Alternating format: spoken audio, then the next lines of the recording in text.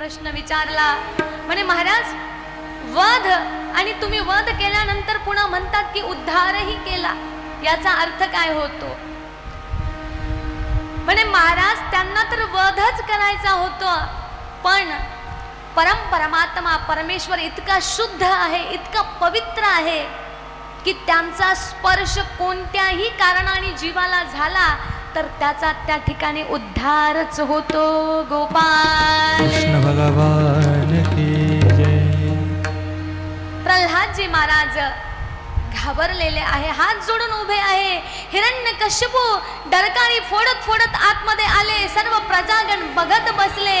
देवतांनी पुष्पवृष्टी केली, स्तुती केली, पण कुणाच्याही स्तुतीला ते शांत नाही झाले. महाराज नारदजी महाराज पळत पळत आले आणि सांगितलं, जा लक्ष्मी मातेला निरोप द्या. लक्ष्मी मातेला बोलवलं. म्हणे महाराजांनी तुमच्या नवीन अवतार धारण केलाय, चला.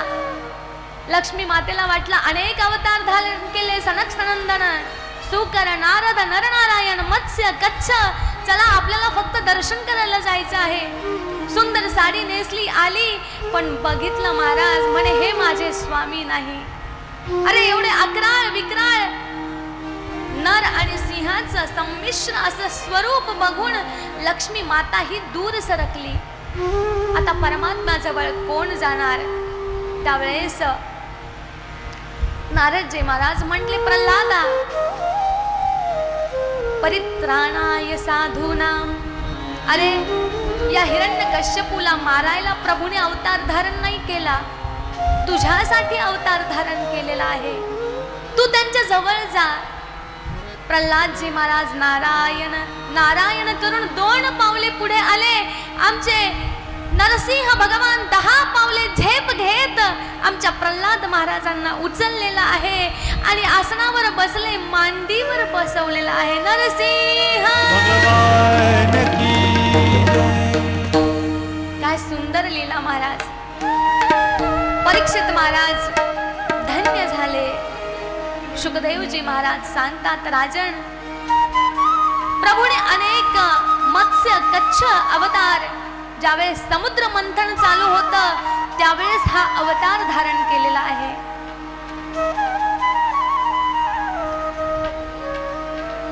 वासुकी नागाची त्या ठिकाणी दोरी तयार करण्यात आली.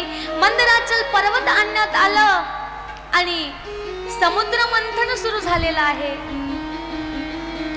देवता आणि दैत्य दोघांच्या संमिश्र, एका साइडनं देवता, एका साइडनं दैत्य, आणि दोघही त्या ठिकाणी मंथन करू लागले. समुद्र मंथन करायला लागल्यानंतर श्री गणेशाय नमः सगळ्या देवतांनी विचारलं. म्हणे महाराज, वासुकी नागाची दोरी केली, साधी दोरी नाहीये. आता या दोरीचा पुच्छ भाग आणि अग्रभाग कोण पकडणार सांगा? देवता आणि दैत्य बसले. देवता म्हणले, आम्ही पुच्छ पकडू, नाही आम्ही मुख पकडू. देवतांनी असं म्हटल्या बरोबर राक्षस लोक म्हटले, अरे वा वा, आम्ही काही शेपटीला धरणार? तुम्ही मुखाकडून राहताल ना आम्ही शेपटी? अजिबात चालणार नाही. आम्ही पण काय आहे आमचा पराक्रम माहिती नाही तुम्हाला. मग सगळे दैत्य म्हटले की वासुकी नागाचा मुखाचा भाग जो आहे तो आम्ही पकडणार. देवता म्हणले, ठीक आहे, पुच्छ भाग आम्ही पकडतो. सगळे देवता हसायला लागले. म्हणे काय झालं? म्हणे अहो बरं झालं, कारण वासुकी नाग विषेला आहे. ज्यावेळेस घर्षण होईल ना, म्हणे घर्षण होताना वासुकी नागाच्या अंगातली उष्णता मुखाच्या द्वारे बाहेर पडेल आणि ते विष ओकून अर्धे दैत्य तिथेच संपून जातील. म्हणे आपल्याला भांडायचं पण काम राहणार नाही. वा वा. आणि सुरू झालेलं आहे समुद्र मंथन. 14 रत्न निघालेले आहे. महाराज शुकदेवजी महाराज वर्णन करतात, सर्वात पहिले हलाहल विष निर्माण झालं. विष निघालं आणि आता विष कोण पिणार? देवता म्हटले आम्हाला नको, दैत्य म्हटले आम्हाला नको.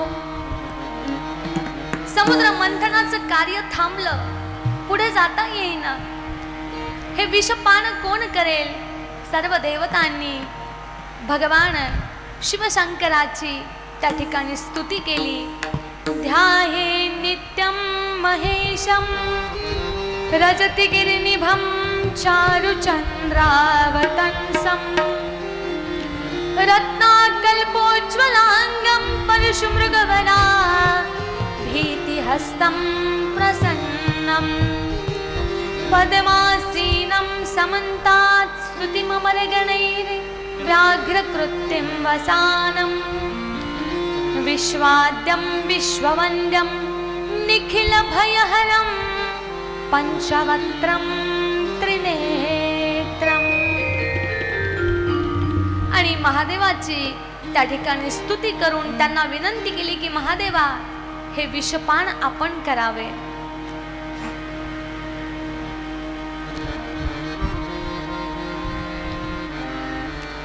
शंकर भगवंत भोलेनाथ अगदी लगेच प्रसन्न होणारे. सर्व देवतांमध्ये जर कोणी लवकरात लवकर प्रसन्न होत असेल तर भोले बाबा, म्हणून त्यांचं नावही भोले बाबा सांगितलेलं आहे. विचारच करत नाही पुढच्या मागचा काय होईल, हो तथास्तु. कोणी काही मागितलं तर देऊन टाकतात. एकदा एका महादेवाच्या मंदिरामध्ये एक चोर चोरी करण्यासाठी आला. त्याला महादेवाचं मंदिर सापडलं. महादेवाच्या मंदिरामध्ये आला आणि वरती एक सुंदर घंटी होती. त्याला वाटलं महादेवाच्या मंदिरात तर चोरण्यासारखं काही भेटणार नाही, बेल आणि पाणी, याच्या पलीकडे काय असतं. त्याला वाटलं आपला रस्ता चुकला, पण आता आलोच आहे तर काहीतरी घेऊन जाऊ म्हणे. मग त्याने सगळ्या मंदिराकडे बघितलं तर वरती घंटी लटकवलेली होती. तो म्हणे आता ही घंटी घेऊन जाऊ, 2-4 हजार रुपये आपले निघून जातील, आपलं आजचं काम होऊन जाईल. असा विचार करून तो चोर जो होता तो घंटी काढण्याचा प्रयत्न करू लागला. नामस्मरणाची धून त्या ठिकाणी लागलेलीच होती मंदिरात. ओम नमः शिवाय, ओम नमः शिवाय, ओम नमः शिवाय. चोराला वाटलं रात्रीची वेळ आहे, घंटी काढू आणि लगेच निघून जाऊ. घंटी काढायला लागला. तिथं शिडी नव्हती, खुर्ची नव्हती, घंटी थोडी उंचावरती होती. काय करावं आता. चोर तो शेवटी, तो काही भक्त होता का. त्याने काय केलं, महादेवाच्या पिंडीवरती पाय दिलेला आहे आणि पाय देऊन ती घंटी काढायला लागला. तर घंटी वाजू लागली, घंटी वाजू लागली. पाय दिला आणि त्या ठिकाणी भोले बाबा प्रगट झाले. भोलेनाथ भगवान की जय. आणि ते भोले बाबा बघून मी काही घेतलं नाही, मी काही घेतलं नाही. त्याला वाटलं मंदिरातलंच कोणी आलेलं काय की. अरे म्हणे मी भोले बाबा, मी शंकर भगवान म्हणे, मी काहीही चोरलेलं नाही. अरे तथास्तु, मी तुझ्यावरती प्रसन्न झालेलो आहे. काय पाहिजे तुला. म्हणे ती घंटी पाहिजे. म्हणे त्याच्यासाठी तू. म्हणे अरे लोक मला पाणी वाहतात, लोक मला दूध चढ़ाते हैं, कोई बेल चढ़ाते हैं, कोई फूल चढ़ाते हैं, लेकिन तुम ऐसे अकेले मुझे मिले जिसने स्वयं के शरीर को भी मुझ पर चढ़ा दिया. गोपाल कृष्ण भगवान की जय. म्हणून मी तुझ्यावरती प्रसन्न झालो म्हणे. असे आमचे भोले बाबा. आता विषपान करा म्हटले तर आपण चहा पाण्याला नौकर नाही हो म्हणत नाही. कोणी आपल्याला विष आणून दिलं तर आपण पिऊ का. तरी आमच्या भोले बाबांनी स्वीकार केलेला आहे. कैलास के निवासी नमो बार बार हूँ, नमो बार बार हूँ. आयो शरण तिहारी भोले तार तार तू. आयो शरण तिहारी भोले तार तार तू. कैलास के निवासी नमो बार बार हूँ. कैलास के निवासी नमो बार बार हूँ. आयो शरण तिहार शंभो तार तार तू. आयो शरण तिहार प्रभु तार तार तू.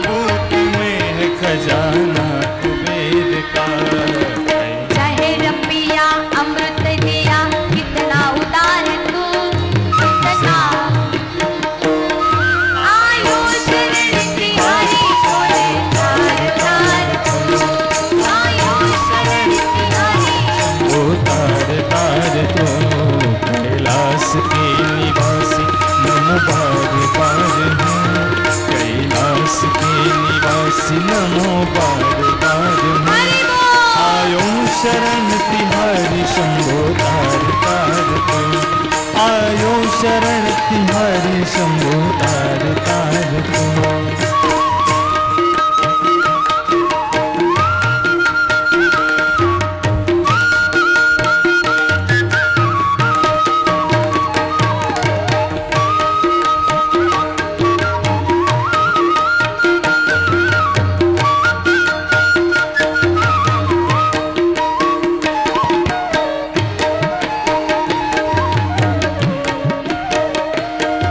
आयो शरण तिहारी भोले तार तार तू आयो शरण तिहारी भोले तार तार तू तार तार तू भोले तार तार तू आणि कैलास पती शंकर भगवंताची त्या ठिकाणी स्तुती केलेली आहे. शंकर भगवंत प्रसन्न झाले आणि विषपान प्यायला लागले.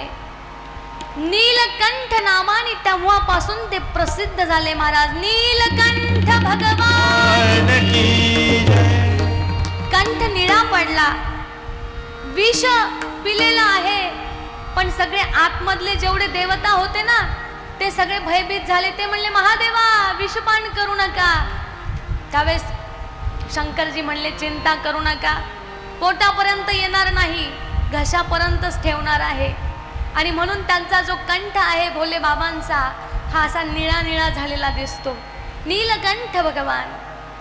सगळ्यांना आनंद झाला. परीक्षित महाराजांना शुकदेवजी महाराज सांगतात की जीवनामध्ये काही काही असं कटू सत्य आपल्या सगळ्यांच्या मध्ये असतं बघा. प्रत्येकाच्या जीवनात असं काही कटू सत्य असतं की ते जर बाहेर काढलं तर आपलाच नाश होणार असतो. आणि जर आपण ते मनामध्ये ठेवलं तर आपल्या स्वतःच्या देहाचाही नाश होणार असतो. म्हणून कधी कधी मौनम सर्वार्थ साधनम. त्यावेळेस काय करायचं, असं कटू सत्य की ज्यानी सगळ्यांची हानी होणार आहे ते बाहेरही काढायचं नाही आणि मनातही ठेवायचं नाही, घशामध्ये ठेवायचं विषासारखं. जसं भोले बाबांनी ठेवलं तसं. शुकदेवजी महाराज सांगतात राजन, कामधेनू माता निघाली. पुन्हा समुद्र मंथन सुरू झालं. 14 रत्न निघाले. कामधेनू माता निघाली. दैत्यांना दाखवलं, म्हणे कामधेनू माता पाहिजे का, गोमाता. हिला काय करणार म्हणे घेऊन आम्ही. बघा राक्षसांना गायी आवडत नाही. आता समजून घ्या कोण राक्षस आहे आणि कोण देवता आहेत. देवतांना ऋषींना ती गोमाता प्रदान करण्यात आली. गोपाल कृष्ण भगवान की जय. नंतर वारुणी निघाली महाराज. वारुणी मदिरा. ते निघाल्या बरोबर असे तुटून पडले जस काही कधी खूप दिवसांचे पिपासू सगळे दैत्य म्हटले की ही मदिरा आम्ही घेणार. आणि दैत्य देवता म्हटले आम्हाला नको. वारुणी पिऊ लागले. म्हणे अरे समुद्र मंथन कसं होईल. म्हणे बरे ना, त्या अर्धे झोपून जातील, नशेमध्ये राहतील. आता वारुणी पिल्यानंतर अर्ध्याच्या वर सगळे दैत्य नशामध्ये होते. समुद्र मंथन सुरू झालं. उच्चैश्रवा घोडा निघाला. घोडा बघितल्यानंतर दैत्यांना विचारलं, म्हणे पाहिजे का. आता त्यांचे डोळे तिरळे झाले होते मदिरा पिऊन. इकडून तिकडं बघायला लागले. 2-2, 4-4 म्हणे याचे हात 10 हात पाय आम्हाला नको, तुम्ही घेऊन टाका. आणि देवता म्हणले चला चला घेऊन चला, स्वर्गामध्ये घेऊन चला. आणि उच्चैश्रवा घोडा घेऊन गेले. ऐरावत हाती निघाला. हाती दाखवला, नको म्हटले. पुन्हा देवतांनी इंद्र म्हटला मला पाहिजे. स्वर्गामध्ये त्याला स्थान दिलेलं आहे. कौस्तुभ मणी निघाले. कौस्तुभ मणी निघाल्यानंतर सर्वांनी ही इच्छा केली की हा मणी माझ्या गोपाल कृष्णाला पाहिजे आहे. श्रीवत्सं मणिकौस्तुभं मुकुटं केयूरमुद्रांकितम्. आणि तो कौस्तुभ मणी विष्णू परमात्म्याला दिला. धन्वंतरी इत्यादी इत्यादी कल्पवृक्ष आदी आदी रत्न त्यामधून निघाले. सर्व स्वर्गामध्ये त्यांची प्रस्थापना केली महाराज. नंतर काय झालं, अमृत कलश निघालेला आहे. अमृत कलश निघाल्यानंतर मात्र देवता पण म्हटली की नाही, अमृत कलश आम्हाला पाहिजे. देवता म्हटले अमृत कलश आम्हाला पाहिजे. त्यावेळेस दोघांची झटापट सुरू झालेली आहे. त्यावेळेस परमात्म्याला दया आली आणि परमात्म्याने त्या ठिकाणीही एक सुंदर अवतार धारण केला. तो म्हणजे मोहिनी भगवान की जय. मोहिनी माता त्या ठिकाणी आली, अगदी सौंदर्यवती. अहो, अप्सरांना लाजवेल असं सौंदर्य तिचं. आणि सुंदर वेशामध्ये पितांबरी घालून सुंदर नटून थटून आमची मोहिनी माता ते अमृत कलश घेऊन उभी राहिली आणि सांगितलं की आता मी सगळ्यांना हे अमृत वाटणार आहे. देवतांना लक्षात होतं की हे विष्णू परमात्म्याचा अवतार आहे, पण दैत्यांना लक्षात नाही आलं. देवता एका लाईन मध्ये बसले, दैत्य एका लाईन मध्ये बसले आणि मोहिनी माता मधातून चालायली, कुणाला द्यायली. आधी म्हणे मी देवतांकडून सुरुवात करणार. आता बघा, हे सगळे वारुणी पिलेले त्या अमृत कलशापेक्षा त्या मोहिनीकडे जास्त बघू लागले. आहा हा, काय साडी नेसली, आहा हा, काय डोळे आहेत, रूप माधुरी सगळे बघू लागले. ती कोणाला वाटत आहे यांच्याकडे कोणाचं लक्षच नाही महाराज. पण त्याच्यातला जो राहू दैत्य होता त्याच्या लक्षात आलं. त्याने सूर्य आणि चंद्रमा ज्या ठिकाणी बसले त्याच्या मध्यभागी जाऊन बसला, देवतांचा वेश धारण करून बसला. मोहिनी मातेला लक्षात आलं, सूर्याला द्यायला लागली त्याच्यामध्ये, अरे हे तर काहीतरी वेगळं आहे, दाल में कुछ काला लग रहा है. आणि त्यावेळेस मोहिनी माताने चतुर्भुज रूप धारण केलेलं आहे आणि त्या ठिकाणी राहूचं मस्तक त्याचा उद्धार केलेला आहे. गोपाल कृष्ण भगवान की जय. म्हणून राहू त्या ठिकाणी मस्तक त्याचा अमर झालेला आहे. धड मरून गेला पण मस्तक अमृताचा घोट त्याच्या मुखामध्ये गेला होता. कथा चालू असताना महाराज शुकदेवजी महाराज बसले, परीक्षितजी महाराज बसलेले आहेत. तितक्यात स्वर्गातून देवता, इंद्र आदी सर्व देवता त्या गंगा तीरी आलेले आहे. काय अमृत कलश घेऊन आले महाराज आणि विचारायला लागले, म्हणे शुकदेवजी महाराज, तुम्हाला इथं काय दक्षिणा भेटणार आहे कथा करून? ही कथा तुम्ही स्वर्गामध्ये जाऊन करा. स्वर्गामध्ये केल्यानंतर आम्ही अमर होऊन जाऊ आणि हे जे अमृत आहे, हे अमृत आम्ही एक घोट जरी या परीक्षिताला दिलं तर तक्षक काय अजून कोणीही त्याला दंश केला तरी तोही मरणार नाही, त्याला जीवनदान मिळेल. चला सौदा पक्का करूया, हे अमृत कलश तुम्ही घेऊन टाका आणि हे कथेचं अमृत आम्हाला द्या. असं म्हटल्यानंतर शुकदेवजी महाराज म्हणे, इथून निघा, तुम्ही याचे अधिकारी नाही. देवतांमपि दुर्लभा श्रीमद भागवती वार्ता देवा मामपि दुर्लभा. देवतांना सुद्धा दुर्लभ अशी ही श्रीमद भागवत कथा आहे. परीक्षिताला विचारलं, तुला अमृत प्यायचंय का? जाऊ दे, हे 7 दिवस कथा ऐकण्यापेक्षा अमृताचा एक घोट घेऊन टाक आणि मोकळा होऊन जा. सुखदेव परीक्षित महाराज म्हणले, नको महाराज, क्वा कथा क्वा सुधा. अहो, कथा कुठे आणि ते अमृत सुधा कुठे? कुठे काच आहे आणि कुठे मणी आहे? डायमंड डायमंड आहे महाराज. तुम्ही नुसते बनावटी नकली हिरे दाखवून आणि त्या नकली मोत्यांच्या भ्रमामध्ये आम्हाला पाडू नका. इथे कल्पवृक्षाचा मी खाली बसलेलो आहे, मला ते अमृत कलश नको. शुकदेवजी महाराजांनी इंद्रादी देवतांना देखील कथेतून उठून लावलं. तुम्ही बसण्याचे अधिकारी नाही. तुम्ही इथे सौदा करण्यासाठी आलात, तुम्ही इथे व्यवहार करत आहात, चला उठा. म्हणून सांगितलंय की देवतांना देखील दुर्लभ अशी ही कथा आहे महाराज.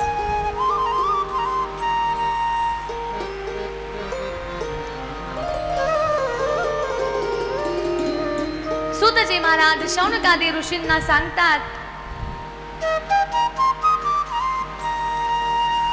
समुद्र मंथनाची कथा, त्या ठिकाणी धन्वंतरी, मोहिनी अवतार सर्व झाल्यानंतर शिवजी महाराजांना, कारण शिवजी महाराजांनी विष पिलेलं होतं, त्यामुळे ते आराम करत होते कैलास पर्वतावर. त्यांना सगळ्यांनी सांगितलं तुम्ही काही दिवस आराम करा, समुद्र मंथनाला येऊ नका.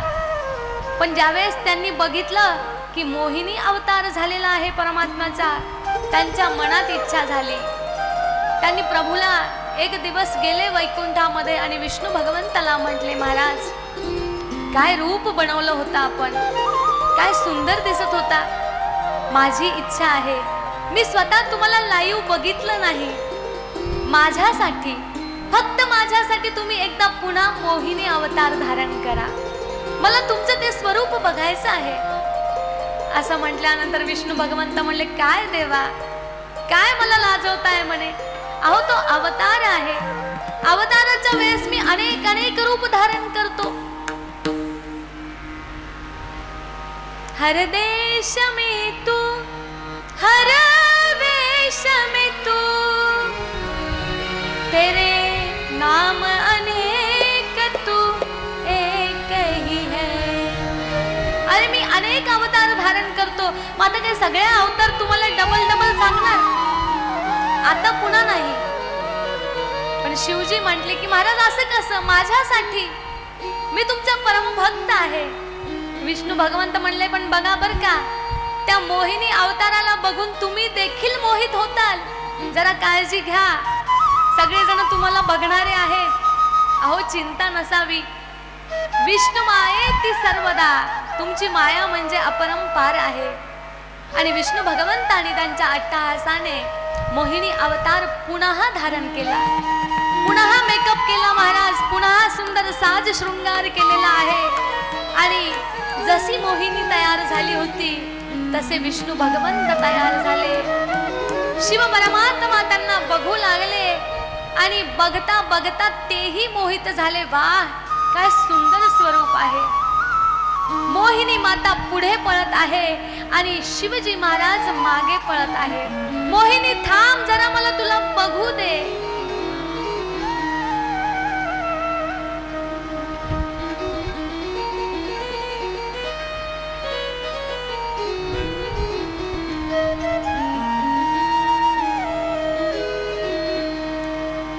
पळता पळता विष्णू भगवंत सांगू लागले, म्हणे महादेव मी तुम्हाला सांगत होतो, तुम्ही पण मोहित झालात. आहो हे माझं खरं रूप नाही, हा अवतार आहे. पण महादेवजी काही ऐकायला तयार नाही, मागे मागे पळत आहे.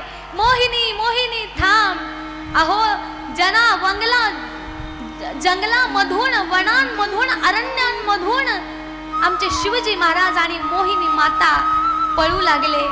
अनेक साधू संत ऋषी मुनी संत तपस्येला त्या ठिकाणी गिरिकंदरावरती बसलेले होते. कोणी दगडावर बसलं, कोणी गुहेत बसलेले, कोणी कुटिया करून बसले, कोणी सर्व संग परित्याग करून बसलेला आहे. त्या परमात्म्याच्या शोधामध्ये आणि तपस्या करण्यासाठी सर्वजण बसले. आणि त्यांचं लक्ष समोरच्या त्या दृश्यावरती गेलं की मोहिनी माता पळती आहे आणि त्यांच्या मागे शिवजी महाराज लागलेले आहे. महादेव पळू लागले, व्याघ्रांबरधारी वैराग्यवान आमचे महादेवजी महाराज. हे बघून सगळ्यांना आश्चर्य झालं.